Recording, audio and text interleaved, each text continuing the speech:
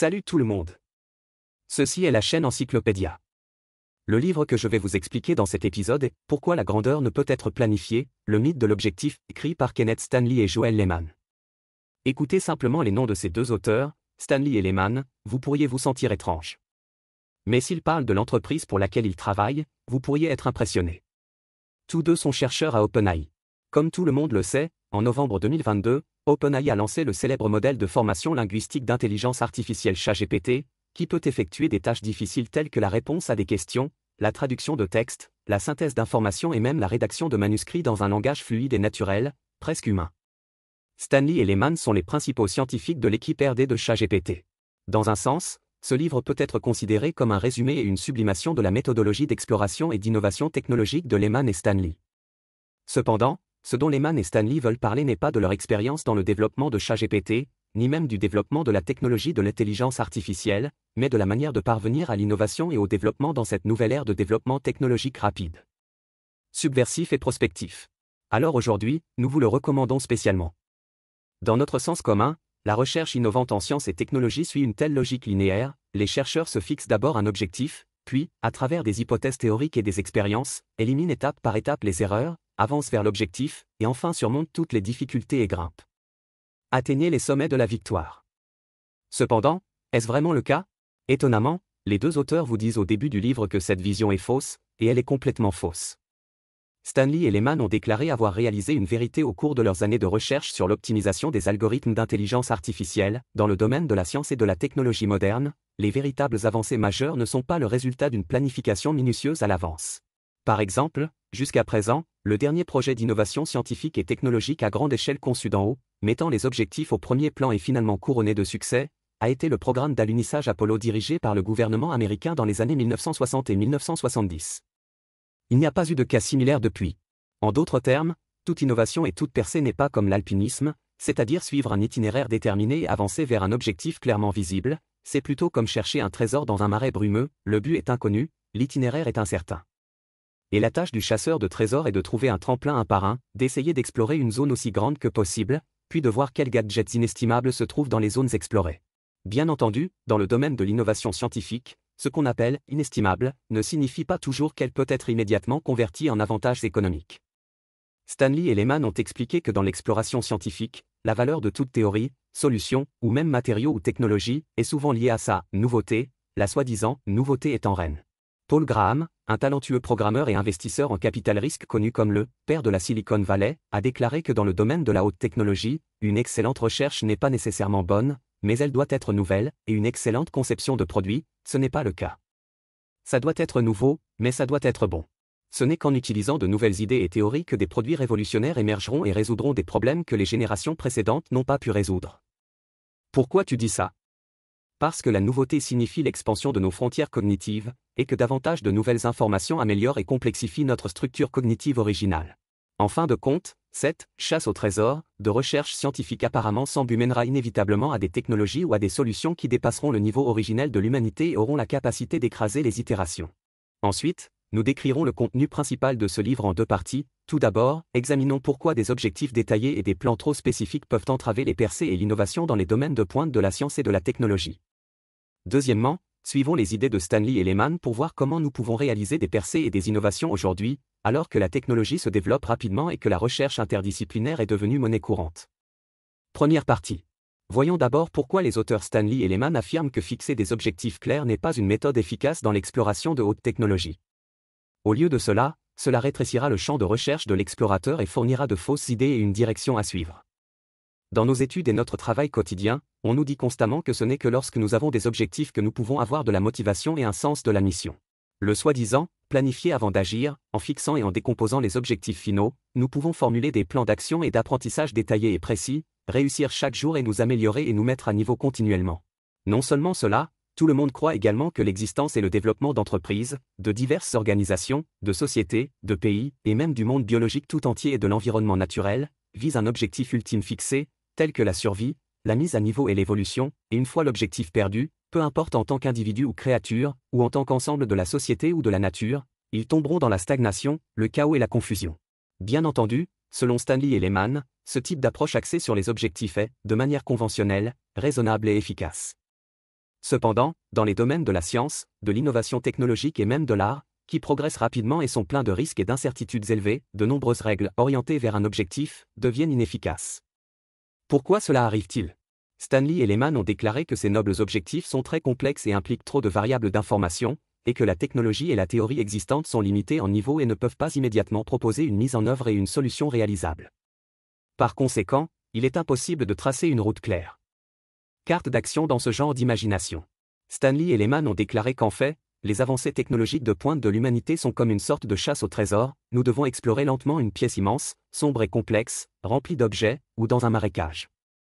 Et la réussite ou la récompense que nous désirons est probablement cachée dans un coin, placée avec un tas de choses qui semblent n'avoir rien à voir avec cela, par exemple, il y a un tas d'utilisations du feu, des roues, des arcs et des flèches, etc. Les technologies nécessaires à l'humanité pour entrer dans la première civilisation agricole et, au loin, sont les ordinateurs personnels, la fibre optique et d'autres technologies nécessaires pour que l'humanité entre dans l'ère de l'information, et ainsi de suite.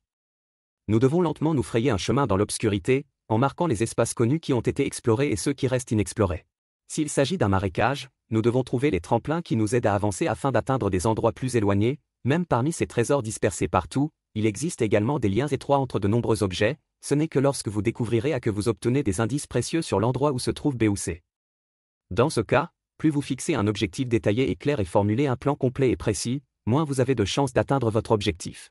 En regardant l'histoire des inventions technologiques humaines, nous trouverons trop de cas où des fleurs plantées intentionnellement ne fleurissent pas, mais des saules plantés involontairement créent de l'ombre. Par exemple, les appareils électroménagers, les fours à micro-ondes sont utilisés quotidiennement. Nous devons penser qu'il doit y avoir une entreprise d'électronique grand public ou un inventeur qui souhaite créer un radiateur de restauration rapide et pratique, puis se consacre à inventer une technologie de chauffage qui consomme moins d'énergie et qui est sûre, et choisit enfin les ondes électromagnétiques. Mais en fait, l'histoire de l'utilisation humaine d'appareils à ondes électromagnétiques est bien plus longue que l'histoire de notre utilisation des fours à micro-ondes. Dès les années 1920 et 1930, des magnétrons capables d'émettre de manière continue et stable des ondes électromagnétiques étaient fabriqués et utilisés dans les appareils de détection radar. Et a été continuellement amélioré pendant la Seconde Guerre mondiale. Ce n'est qu'en 1946 que Spencer, ingénieur de l'entreprise militaro-industrielle américaine Raytheon, découvre accidentellement que le chocolat dans sa poche avait fondu parce qu'il était trop près de l'équipement lors d'un radar. Sachez que les ondes électromagnétiques peuvent également avoir le merveilleux effet de réchauffer les aliments. Autre exemple, le stockage des données est crucial pour le développement des ordinateurs. Mais en fait, c'est l'industrie textile qui a été la première à inventer et à appliquer la technologie de stockage de données. Dès le XVIIIe siècle, un machiniste et inventeur français nommé Vaucanson conçut une invention qui permettrait à une machine jacquard de tisser rapidement des tissus aux motifs complexes, les cartes perforées. Étant donné que les motifs sur le tissu sont formés en empilant des fils de différentes couleurs les uns sur les autres, avant cela, pour que la machine jacquard puisse tisser des tissus avec des motifs complexes, un dessinateur dédié devait regarder à côté de la machine et dessiner les modèles, contrôlant manuellement le laminage de fils de différentes couleurs, sont très laborieux et inefficaces, de sorte que les tissus avec des motifs complexes ont un faible rendement et sont chers. La fonction des cartes perforées est équivalente au programme de contrôle informatique d'origine. Le plan spécifique est de placer une pile de cartes perforées sur la plaque inférieure de la machine jacquard. Lorsque l'aiguille à tricoter est en marche, lorsqu'elle rencontre un petit trou sur la carte, elle passe à travers le trou, ramasse le fil et permet d'autres fils dans le sens vertical pour tricoter. Le fil passe en dessous. Par conséquent, un jeu de cartes avec des trous percés dans différentes positions peut contrôler avec précision le moment où les aiguilles à tricoter à chaque position spécifique sont levées, permettant ainsi de tricoter rapidement des tissus avec des motifs complexes. Au XIXe siècle, les cartes perforées ont attiré l'attention du mathématicien britannique Babbage. Il pensait que, puisque les cartes perforées pouvaient stocker des motifs imprimés sur du tissu, elles pouvaient également enregistrer des modèles de calcul numérique complexes et être appliquées aux premières mathématiques. Ordinateur mécanique, laisser l'ordinateur effectuer des opérations sur des nombres complexes selon le programme. Dans les années 1940 et 1950, après l'avènement des premiers ordinateurs électroniques, les scientifiques ont découvert que les premiers programmes informatiques pouvaient être traduits en un ensemble de codes numériques binaires, qui pouvaient ensuite être stockés sur des cartes perforées. Puis couraient. Ainsi, vous voyez, si vous regardez en arrière, bon nombre des soi-disant tremplins vers un progrès technologique ou une innovation majeure ont été découverts par les humains alors qu'ils exploraient d'autres domaines apparemment sans rapport. Les scénarios d'application originaux à l'origine de ces tremplins n'ont rien à voir avec le noble objectif final. Stanley et Lehman ont même avancé l'hypothèse selon laquelle les personnes qui lisent souvent de la littérature en ligne ne se sentiront certainement pas étrangères après l'avoir entendue, c'est-à-dire que si quelques ingénieurs informatiques et scientifiques modernes voyageaient collectivement dans les temps anciens, ils pourraient également rassembler un groupe des plus intelligents. Les gens peuvent-ils alors utiliser le modèle, orienté vers un objectif, pour former une équipe de projet et construire un ordinateur? La réponse est définitivement non. En apparence, le goulot d'étranglement rencontré par l'équipe du projet est que l'infrastructure et les matières premières nécessaires à la construction d'ordinateurs, de l'électricité aux machines-outils industriels en passant par le silicium pur, n'étaient tout simplement pas disponibles dans les temps anciens. Mais la raison sous-jacente est que les peuples anciens ne pouvaient pas imaginer construire un tel ordinateur. Quel est le but de la machine? Évidemment, ces matériaux techniques liés à la construction d'ordinateurs n'apparaîtront que lorsque les activités humaines de recherche économique et scientifique atteindront un certain niveau de complexité. En même temps, les êtres humains comprendront également la nécessité d'un ordinateur doté de capacités de supercalcul et de traitement de l'information. De plus, des objectifs trop spécifiques mais lointains peuvent être extrêmement trompeurs, nous conduisant à nous engager sur une mauvaise voie d'exploration ou de recherche. Dans le livre, Stanley et Lehman ont donné cet exemple. Supposons que vous soyez devenu un créateur et que vous ayez une planète avec le même environnement que la Terre. Il existe déjà ici quelques organismes unicellulaires simples. Que devriez-vous faire? Quel type de reproduction évolutive cette stratégie peut-elle permettre la naissance de créatures hautement intelligentes comme les humains sur cette planète? Stanley et Lehman ont déclaré que si nous suivons la stratégie, axée sur les objectifs, à laquelle nous sommes habitués, alors notre stratégie devrait être d'insister sur le test du QI de tous les organismes unicellulaires, puis de sélectionner ceux ayant le QI le plus élevé pour l'appariement et la reproduction. Bien sûr, tout le monde rira en entendant cette réponse logiquement correcte mais en réalité absurde. Si nous démantelons la nature de l'intelligence et le processus d'évolution biologique du point de vue des neurosciences biologiques, nous découvrirons que la naissance de créatures hautement intelligentes n'est pas du tout le but de l'évolution naturelle, mais est au mieux un sous-produit du processus évolutif. Voyons d'abord quelle est la nature de la sagesse.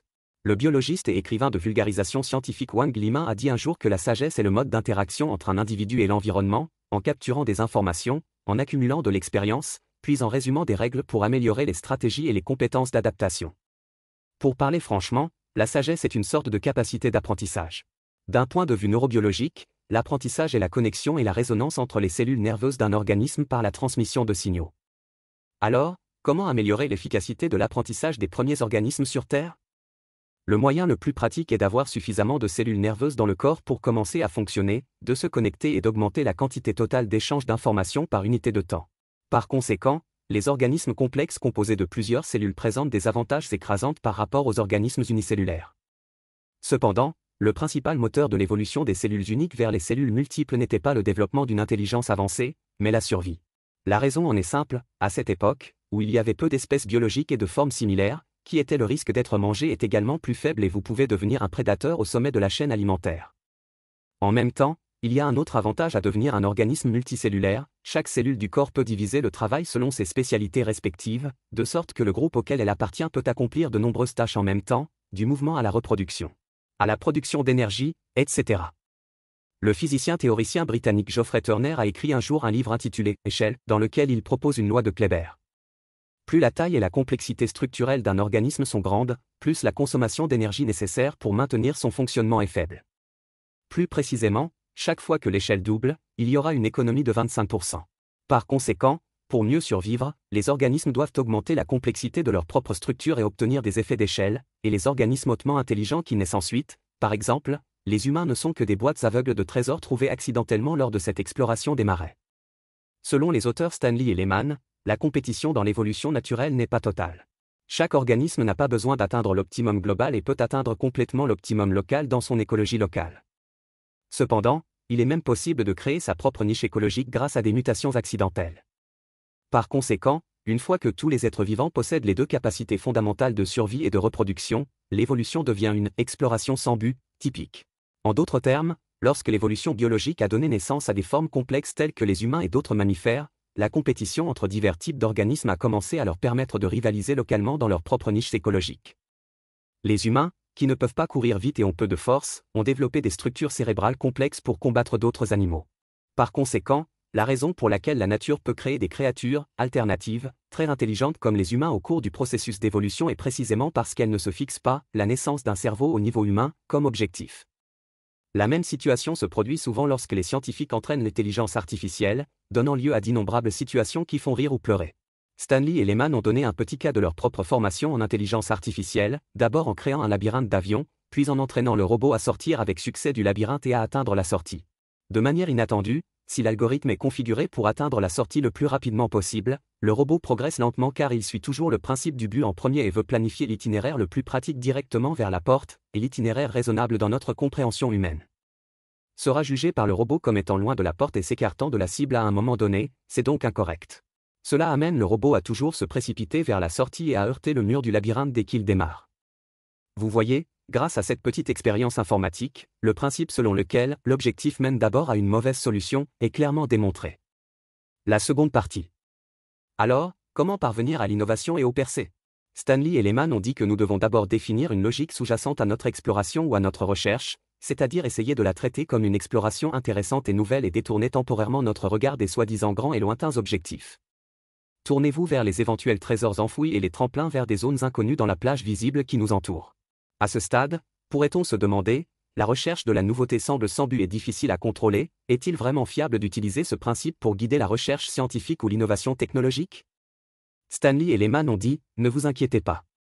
Tout d'abord, l'exploration de l'inconnu est le moteur le plus fondamental de l'évolution continue des êtres humains et du développement de la civilisation. Même si nous échouons finalement, nos efforts pour rechercher de nouvelles théories et solutions sera mieux que de suivre les règles établies.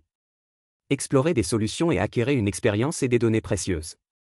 Pour prouver ce point, Stanley et Lehman décrivent dans leur livre une expérience virtuelle d'intelligence artificielle qu'ils ont menée. Le but de l'expérience était de permettre à un robot doté de jambes semblables à celles d'un humain d'apprendre à terme à marcher. Dans l'algorithme écrit par ces deux programmeurs pour le robot, l'objectif prioritaire n'est pas de pouvoir marcher sur deux jambes le plus rapidement possible, mais de permettre au robot d'utiliser ses jambes pour réaliser des actions inédites autant que possible. De manière inattendue, lorsque l'algorithme était configuré pour encourager le robot à adopter de nouveaux comportements, il lui fallait beaucoup moins de temps pour apprendre à marcher que lorsque l'objectif était d'apprendre à marcher le plus rapidement possible. Pourquoi est-ce? Il s'avère que si le robot est configuré pour apprendre à marcher le plus tôt possible, alors dans la logique de l'algorithme, tomber est une mauvaise chose. Le robot fera de son mieux pour éviter de tomber, mais en même temps il le fera également. Limiter ses essais et erreurs dans diverses postures de marche, mais si les actions de nouveauté sont la priorité, alors le robot tombera d'abord dans diverses postures, mais au cours du processus, il apprendra progressivement à donner des coups de pied et à balancer son corps. La base de la marche avec les jambes. Parfois même, le comportement ludique des chercheurs scientifiques uniquement pour s'amuser peut conduire à des changements technologiques inattendus. Par exemple, la technologie d'impression 3D est censée être à la pointe de la prochaine révolution industrielle. En 1995, Jim Bright, qui était encore étudiant diplômé au MIT, et son ami Anderson ont été intégrés dans un groupe de recherche par leur instructeur pour étudier comment améliorer la buse d'une machine à projeter du béton. Cependant, Bright a constaté que les buses étaient toujours bouchées. Il y avait probablement quelque chose qui n'allait pas avec la formule concrète, mais ce n'était pas sa responsabilité, alors pourquoi ne pas utiliser les buses pour faire quelque chose d'intéressant? Ainsi, lui et Anderson ont acheté divers matériaux à l'épicerie, du glaçage au mélange à gâteau en passant par les morceaux de fromage, puis ont pulvérisé ces matériaux pour former un solide. Ils ont ensuite eu une idée et ont connecté la buse à l'imprimante pour imprimer une variété de lettres tridimensionnelles. Finalement, cette invention révolutionnaire a reçu un brevet du MIT et 7 millions de dollars de financement de démarrage. Même lorsque les scénarios d'application spécifiques d'une idée ou d'une innovation ne peuvent pas être déterminés, ou même lorsque les fonctions ne sont pas encore complètes, les explorateurs à l'œil vif sentiront intuitivement qu'il s'agit d'un tremplin d'une grande importance qui transformera le monde. Les frontières ont été considérablement élargies. Par exemple, Graham, le parrain de la Silicon Valley que nous venons de citer, a présidé au développement de ViaWeb, la première application Internet au monde. Graham a déclaré que pour un programmeur ou un hacker de génie, même si seule une partie du programme qu'il écrit peut s'exécuter, cela signifie qu'il a encore de l'espoir et qu'il vaut la peine de continuer à investir dans son amélioration. En fait, en programmation, beaucoup d'inspiration est générée lors de l'écriture et de la conception. Si vous insistez pour élaborer un plan et un plan parfait sans commencer à travailler, vous manquerez de nombreuses idées merveilleuses qui auraient pu naître. Lorsque ViaWeb est né, les investisseurs en capital risque qui se présentaient à la porte demandaient toujours à Graham « Quels sont vos projets pour les 6 prochains mois ?» La réponse de Graham était souvent qu'il n'y avait pas de plan concret, mais que nous apporterions au programme toutes les meilleures améliorations possibles. Selon Stanley et Lehman, à l'ère actuelle de progrès technologiques rapides, d'intégration croisée de divers domaines scientifiques et technologiques et d'innovation globale, ceux qui sont les plus susceptibles de faire des découvertes majeures et d'obtenir des résultats sont ceux qui ont de vastes intérêts, un sens aigu odorant et toujours intéressé par les nouveautés. Un chasseur de trésors, avec un esprit ouvert aux nouvelles choses et aux nouvelles théories. Ils sont souvent aux multiples talents, explorant constamment l'inconnu et errant dans les domaines qui les intéressent, construisant un tremplin après l'autre pour eux-mêmes et ceux qui les suivront, laissant leur marque du « nous y sommes » et finalement dans situations inattendues. Une avancée majeure a été réalisée dans la technologie ou le nœud temporel. Graham est un chasseur de trésors typique, même s'il préfère se qualifier de pirate. Graham a étudié la philosophie à l'université Cornell, mais il est profondément convaincu qu'il devrait s'engager dans des activités liées à la technologie qui changent directement le monde. Il est donc allé au département d'informatique de l'université Harvard pendant ses années d'études supérieures. Mais quand il a vraiment commencé à apprendre la programmation et la théorie de l'intelligence artificielle, Graham, qui était distrait, est devenu obsédé par les arts visuels.